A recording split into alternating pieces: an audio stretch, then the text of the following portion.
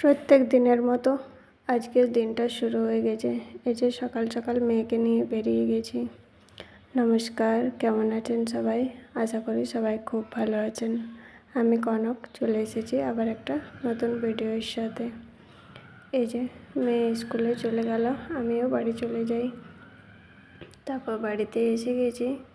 এসে আজকে যদিও গরমটা একটু কম, তবুও 2 বোতল জল ভরে ফ্রিজে দিয়ে দিচ্ছি, কারণ জানি না দুপুর পর্যন্ত আবার যদি রোদ্দুর দেয় তাহলে তো গরম পড়ে যাবে, গরম লাগবে। অনেক দিন পর একটু গরমের হাত থেকে রেহাই পেলাম। কাল রাত্রে খুব পরিমাণে একটু ঝড় হয়েছে। বৃষ্টিও যদি খুব একটা হয় না, কিন্তু ওই যে ঝড় বৃষ্টি যেইটুকু হয়ে যায় না কেন, তার কারণে আজকের দিনটাতে আজকে অতটাও এখন সকাল সকাল তো গরম নেই, ঠান্ডা ঠান্ডাই রয়েছে। দুপুর দিকে যদিও হালকা গরম দেয়। এখনও যেহেতু মেঘলা রয়েছে, সূর্যের দেখা নেই, তাই যা বুঝতে পারছি না যে দুপুরে রোদ্দুর দেবে কি না। আর এই সকাল সকাল এসে আগে রান্না চাপিয়ে দিয়েছি। আর এই যে মেয়েকে পরোটা বানিয়ে দিয়েছি, এখন আমাদের বানিয়ে নেব। এই ডাল পরোটা আজকে বানিয়ে দিয়েছি মেয়েকে। একটু বেশি করে ডালের স্টাফিংটা করেছি যাতে আমাদেরও হয়ে যায়। ঠান্ডা ঠান্ডাতে পরোটা খেতে খারাপ লাগে না। আর রোজ রোজ তো রুটি মুড়ি এইসব হয়েই থাকে, তাই না? তাই ভাবলাম আজকে একটু পরোটা বানাই। মেয়ের জন্য যখন বানাতেই হবে, তাহলে একটু বেশি করে যদি সব কিছু করে নিই, কারণ টাইম তো অতটাই লাগবে। একটু ডাল সিদ্ধ করতে যতটা লাগবে, বেশিটাও অতই লাগবে। তাই একটু বেশি করেই বানিয়েছি। মেয়ে তো একটা খেয়ে যায়, একটা নিয়ে যায়, তাই করেছে আজকেও। একটা খেয়ে গেছে আর একটা নিয়ে গেছে। ওকে যেটা বানিয়ে দিয়েছিল একটু চেষ্টা করি বড় বড় সাইজের বানানোর, যাতে দুটো তো নিয়ে যাবে না, একটাই নিয়ে যাবে, যার কারণে একটা খেলেই যেন পেট ভরে যায়, সেভাবেই বানিয়ে দিই ওরগুলা। এখন বাকি যে কটা বাকি আছে সেগুলো বানিয়ে নিচ্ছি। যদিও জানি আমার মতন আপনারা অত বোকা নন, তবুও বলছি একটা বিয়ের পর আর বিয়ের আগে কতটা চেঞ্জ হয়ে যায়, তাই না? বিয়ের আগে আমি ঠিক বুঝতেই পারতাম না পরোটা কোন দিক দিয়ে যেন পরোটার পুরটা যায়, সেটা ভাবতে ভাবতেই আমার কতটা সময় গেছে। বিয়ের পর না, বিয়ের আগে যখন হোটেলে দেখেছি তখন বুঝতে পেরেছি, কিন্তু তার আগে বুঝতে পারতাম না। এখন কিছু মনেই হয় না। আর পরোটা সব থেকে সহজ পরোটা আমার কাছে এই ডালের পরোটা, কারণ ডালের পরোটাতে পুর বের হওয়ার কোনো ঝামেলাই থাকে না। অন্য পরোটাতে যদিও বা একটু ফুটো হয়ে যায়, বেলার সময় অনেক অসুবিধা হয়, কিন্তু ডালের পরোটা আমার খুব ভালো লাগে বানাতেও, খেতেও। এই যে হয়ে গেছে, চলুন তাহলে সবগুলো একটু একটু করে ভেজে নিই। আর এই সাইড থেকে এভাবে ভাজলে সাইডগুলো খুব সুন্দর ভাজা হয়। আর আমার কাছে দুটো তাওয়া রয়েছে। এই পুরনো তাওয়াটাতে, এটাতে আমি পরোটার জন্যই এখন ইউজ করি, কারণ এটা অনেকটা কালো অন্যরকম হয়ে গেছে। রুটিও খুব একটা বানাই না, ডান্ডাটা যেহেতু ভেঙে গেছে, পরোটাই বানাই। আর বাকি যেটা তাওয়া রয়েছে ওটাতে রুটি অমলেট বানালে ওটা ইউজ করি। প্রথমে ভেবেছিলাম যে সস দিয়েই খেয়ে নেব, কিন্তু কালকে যেহেতু দুধ একটুখানি ছিলই, মেয়েকে খাওয়ানোর পর একটু থাকে, সেটা দিয়ে চা বানালাম।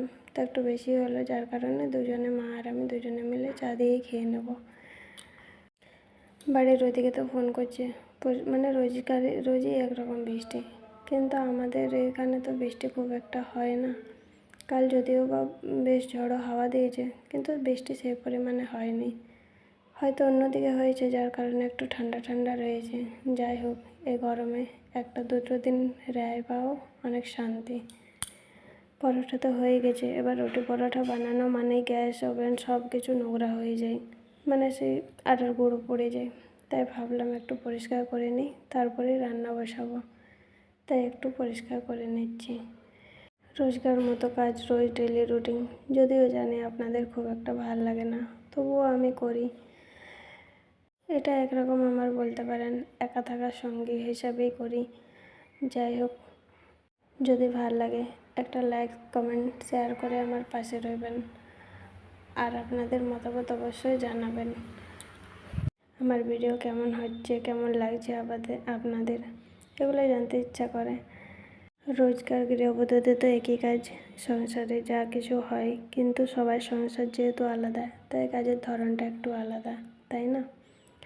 আর যে সবজি রেডি করে নিয়েছি, ওই একটুখানি ডাল বেঁচেছিল, সেটা দিয়ে করলা আর ডাল বানিয়ে নেব। আর আলু আর ভেন্ডি কেটেছি, এটা দিয়ে একটু মানে আলু আর ভেন্ডি মশলা করে নেব। এই যে রান্না আমার প্রায় হয়ে গেছে। আলু আর ভেন্ডি এভাবে আজ শুকনো শুকনো বানালাম।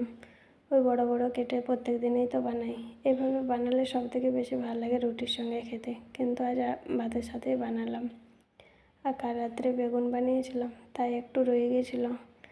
এই বেগুন রয়েছে, এটা ফ্রিজ থেকে বের করে নিয়েছি। আর এই যে করলা দিয়ে একটু ডাল বানিয়েছি, কমই হয়েছে যেহেতু ডাল কম ছিল, যার কারণে পাতলা করে একটুখানি বানিয়েছি। এতেই হয়ে যাবে আমাদের তিনজনের। তেতো ডালটা গরমে বেশি ভালো লাগে, কিন্তু আজকে গরম নেই, ঠান্ডা ঠান্ডা রয়েছে। যাই হোক, তবুও ভালোই লাগবে। রান্নাবান্না তো হয়ে গেছে, এবার গ্যাস পরিষ্কার করার পালা। রোজকার মতো সে একই কাজ, একই রুটিনে বাঁধা। আমার না, প্রত্যেকটা মেয়েরই হয়তো, যারা বাড়িতে থাকে বা যারা ডিউটি যায়, সবারই ওই একই রুটিনে বাঁধা। একই রুটিনটাই ভালো, একটু এদিকে ওদিকে হলেই কেমন যেন অন্যরকম হয়ে যায়। যাই হোক, আমার জীবন ঠিকই আছে। মানুষের সময়ের সাথে সাথে জীবনের তো ওঠাপড়া থাকেই, তাই না? হয়তো এখন কিছুটা ওঠাপড়া বেশি ডাউনের মধ্যে চলছে। আশা রাখি একদিন না একদিন ঠিক সব কিছু ঠিক হয়ে যাবে। সেই আশা, সেই ভরসা নিয়েই দিন চলা। রান্না বান্না, গ্যাস পরিষ্কার করা, গ্যাস পরিষ্কার করে নিচ্ছি এবার। তার আগে থালা বাসনগুলো মেজে নিলাম, তাহলে একেবারে ওই যে বেসিনটাও পরিষ্কার হয়ে যায়।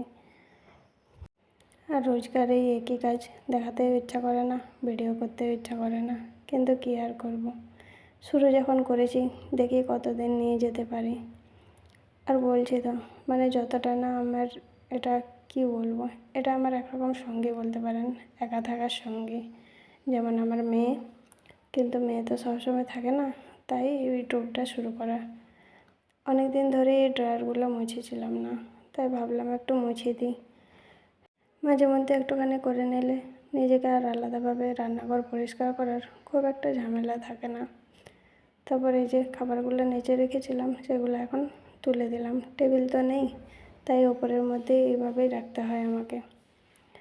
তারপরে ওই ঘরের তো ঝাড়ু মোছা মা করে দিয়েছে, রান্নাঘরটা ছেড়ে দেয়, কারণ ওটা রান্নাবান্না করার পরেই একবার তো করতেই হবে। সকালবেলা একবার এরকম ওপর ঝাড়ু দেওয়া হয়, তারপর রান্না করার পর ভালো করে ঝাড়ু দিয়ে নিয়েছি। এখন ঘরটা মুছে নিচ্ছি। এমনিতে রান্নাঘরটা অনেকটা বড়ই আছে, ছোট নেই, কিন্তু ওই যে টেবিল নেই, যার কারণে সব সামান সরিয়ে সরিয়ে, আর এরকমই রান্নাঘরের সামান একটু থাকেই, সরিয়ে সরিয়ে মুছতে হয়। আর ওই পাশে ওদের দরজা একদম সোজা সোজা, যার কারণে আমাকে রান্নাঘরে ভিডিও করতে একদম ইচ্ছা করে না। এভাবে রান্নার ভিডিওটা দেখায় তখন না হলে একটু আড়াল হয়, কিন্তু এইভাবে সোজা ক্যামেরা রাখলে সোজা সোজা দেখতে পাই, তখন আবার এটা সেটা বলতে থাকে, তো হাসতে থাকে। তাই দেখি ওরা যদি না থাকে তখনই ভিডিও করি।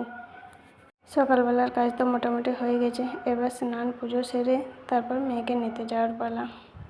তারপর তো আর ভিডিও করিনি, একেবারে মেয়েকে নিতে এসেছি। আর আজকে যেহেতু চিপস কিনে দিতে বলছিল, আমি পয়সা লেগেনি, তাই রেগে আছে মেয়ে। তাই দেখুন মুখের ভঙ্গিমা। আর এই যে তাড়াতাড়ি করে যাচ্ছে, কি না মায়ের নামে দিদুনের কাছে কমপ্লেন করবে। তাই এরকম রোজ রোজ খুব একটা জেদ করে না, কিন্তু তবুও মাঝে মধ্যে করে, কী আর করবো। এখন এসেছি, মেয়ে তো খেয়ে নিয়েছে আগেই, আমি আর মা পরে খাচ্ছি, কারণ ভিডিও এডিটিংয়ের একটু কাজ ছিল, যার কারণে একটু মেয়েকে দিয়ে দিয়েছি। আর আমি আর মা এখন আমাদের খাবার বেড়ে নিয়েছি। আর চলুন তাহলে খাওয়া দাওয়া করে নিই, পরে আসছি আপনাদের কাছে। খাওয়া দাওয়া করে নিয়েছি, এখন থালা বাসন মেজে নিচ্ছি। আর যেহেতু ফোনে কাজ করছিলাম, তাই চশমাটা পরেছি। এরকমই চশমা পরি না, ওই খুব মাথা ব্যথা করলে বা ফোনে কাজ করলে, আর মেয়েকে পড়ানোর সময়, এই সময়েই পড়া হয়। দুপুরে একটুখানি রোদ দিয়েছে। চলুন তাহলে আজ ভিডিও এই পর্যন্তই রাখছি। সবাই ভালো থাকবেন, সুস্থ থাকবেন। নমস্কার।